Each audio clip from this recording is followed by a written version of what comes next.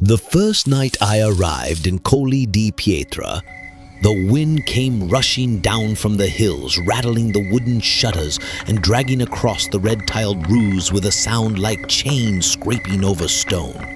The village clung to the slopes like a memory that refused to fade. Its walls split with age, each crack like the wrinkles on an old man's face. At the heart of the cobblestone square sat the well, round, deep, and lined with black moss, its rim stained dark with centuries of rain and hands that had leaned there before. The locals called it Pozzo Muto, the silent well. My name is Matteo Rossi. I'm an acoustic researcher, part of a small team led by Dr. Luca Bianchi. We'd come here chasing a rumor that no sound ever echoed from this well. Not a shout, not a whistle, not even the softest note. No matter what you threw at it, it swallowed everything whole. Our team consisted of Luca, brilliant, pragmatic, always skeptical, Julia, his sharp-eyed assistant, Tomasz, a Polish sound engineer, and Sofia, a cultural anthropologist who had spent years studying rural Italian superstitions. I was the newcomer, invited for my work on experimental resonance mapping. That evening, we met the parish priest, Father Matteo, along with a handful of the village elders in the dim back room of a wine bar near the church. The place smelled of olive oil and wood smoke, the air heavy with the scent of strong red wine. Father Matteo's beard was white and mossy, his hands scarred with years of farm work. He tapped the side of his glass as he spoke. The well was here before the church. Before the Romans, the Etruscans lived on this land, and they buried their fears deep underground. The Pozzo Muto learned to swallow words. It doesn't give them back. Luca chuckled politely. Father, you make it sound like folklore. Sound obeys the laws of physics. The priest's eyes glinted, and folklore sometimes obeys the laws of fear. He leaned in and whispered, "We never call each other's names near the well, especially at night." Sophia asked why. An elderly woman in the corner, Signora Rosa, let out a dry laugh that rasped like fingernails on marble. Because the well remembers names. It keeps them. It fills up. That night, from the window of my guest room, I looked down at the square. Under the flickering yellow lamp, the well sat like a patient mouth in the dark. I thought I heard the faintest breathing rise from its depths, probably just the wind funneling through the mossy stones. The next morning, we got to work. Tomasz lowered a chain of directional microphones into the shaft, spacing them every few meters. The cables hissed softly against the damp stone, like something alive sliding downward. Luca checked the oscillograph. Julia noted timestamps. I calibrated the test speakers. Begin, Luca instructed. I pressed the button. A sharp audio pulse dropped down like a pebble. We waited. The display stayed flat. No return. No distortion. Just absence. I tried again. And again. Then a frequency sweep from low bass to ultrasonic. Nothing. Tomasz frowned. Even anechoic chambers return something. Here, it's erased. Maybe the stone is extremely porous, Luca suggested. Or the water's too deep and absorbing everything. But what about wind noise? Julia asked. The mics aren't even picking up the low end from the gusts. We replayed the recordings. Absolute emptiness. Later, Sophia returned from speaking with the villagers, carrying a story from Rosa. In 1943, a boy named Nello had vanished overnight. His mother searched all morning. Finally, she stood at the well and called down, "Nello, come home." The whole square fell silent. The well said nothing. Then, Rosa claimed, the mother collapsed. From that day on, no one dared call anyone's name near the well. That night, we decided to test with human voices. "We'll shout, count, recite nonsense," Luca said, "but no names." I leaned over the cold, mossy rim, feeling the breath of the earth rise damp against my skin. I shouted. The sound fell and vanished, like a stone into snow. I counted to 3. Nothing came back. Julia tried. Tomasz tried. Always the same. A void. Then Sophia stepped up. "Is anyone down there?" she called in Italian. Silence. She lowered her voice, speaking almost to herself. "Can you hear me?" The graph on Luca's monitor twitched, a faint spike, almost nothing, but it was there. "Play that back," Luca ordered. The spike never repeated. The well had given us a single something, and then shut itself again. That night, the wind died completely. The square was so still it felt like the village had been emptied. Beneath the well's mouth, the darkness seemed thicker, heavier. "One last test," Luca said. I stepped forward. I had meant to say something meaningless, but the words that came out were, "Who's down there? Answer me." For a moment, nothing. Then, from the depths, not through the air, but inside my skull, inside my spine, a voice rose. It was neither male nor female, neither young nor old, just cold. "Don't send any more names down here. We're running out of room." I staggered back. Julia gasped. Tomasz's knuckles went white on the cable reel. Luca stood frozen, his face drained. None of the microphones had picked up a thing. Only we had heard it. From across the square, Rosa smiled. "Now it knows you," she said. I couldn't sleep. Every time I closed my eyes, I dreamed my name falling like a nail into damp stone and fingers brushing it from the other side. In the morning, Luca insisted we leave. "We've confirmed the anomaly. We'll write the report, apply for funding, bring better gear. We're not playing anymore."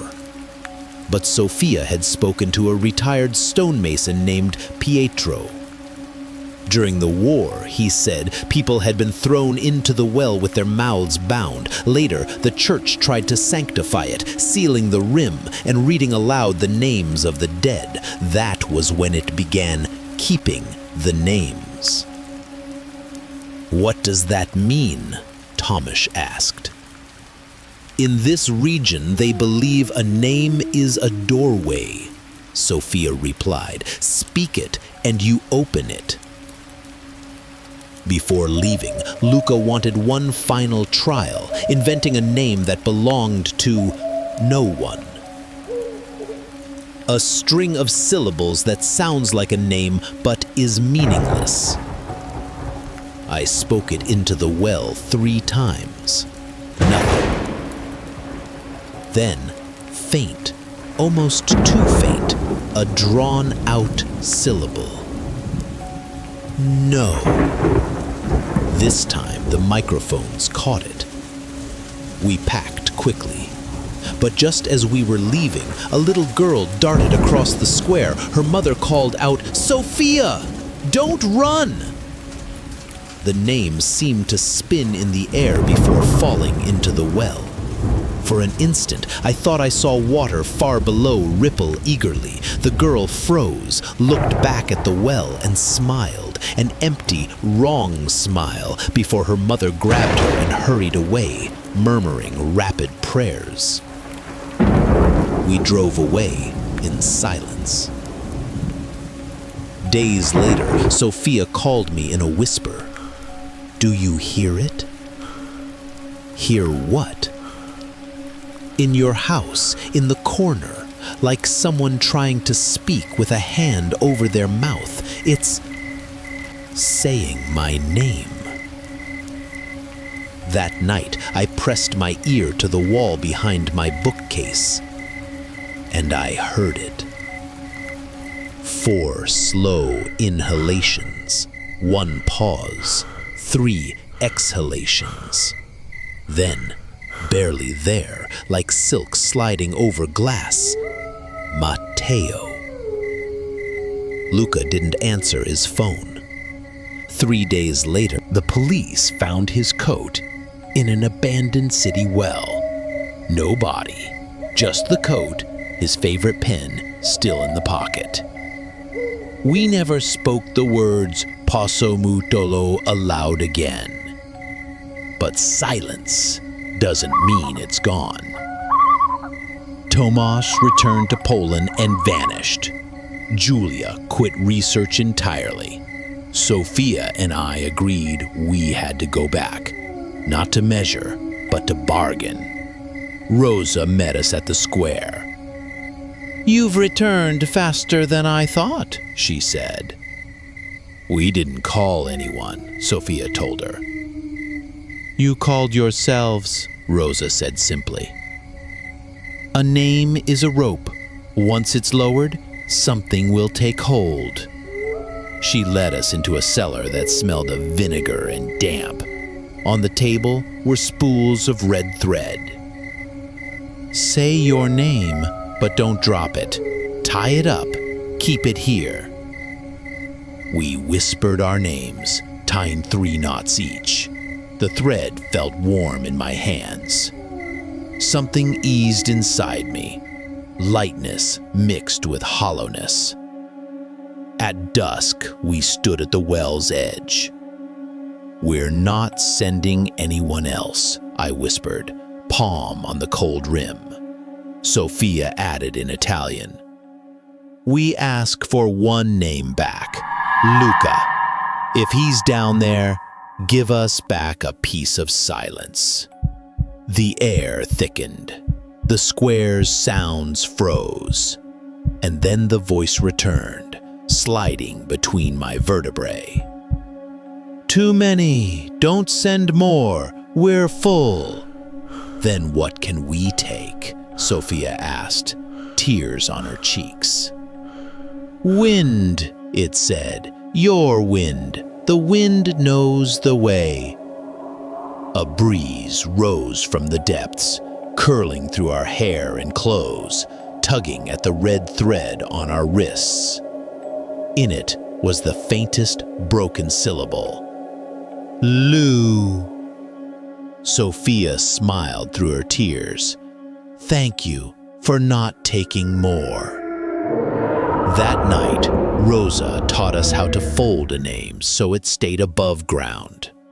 7 folds, each with a quiet promise, kept under a stone where the wind could pass. When we left the village for the last time, I no longer expected answers from the well. I understood that every answer was a hook. Now, at home, the red thread still circles my wrist. The breathing behind the wall has stopped.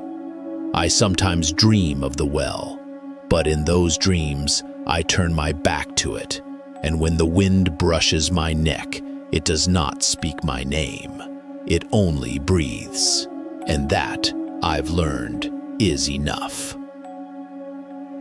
Now, at home, the red thread still circles my wrist. The breathing behind the wall has stopped. I sometimes dream of the well, but in those dreams I turn my back to it. And when the wind brushes my neck, it does not speak my name. It only breathes. And that, I've learned, is enough. Now at home, the red thread still circles my wrist. The breathing behind the wall has stopped. I sometimes dream of the well, those dreams, I turn my back to it. And when the wind brushes my neck, it does not speak my name. It only breathes. And so, the well remains, silent, waiting. Perhaps it is still holding our names, knotted in that cold, eternal dark, turning them over like smooth stones in a dead man's hand. I tell myself I will never go back. I tell myself I will never listen for the breathing behind the wall again, but the wind still finds me. Some nights it brushes the back of my neck with the same cold touch I felt on the rim of the Pozzo Muto.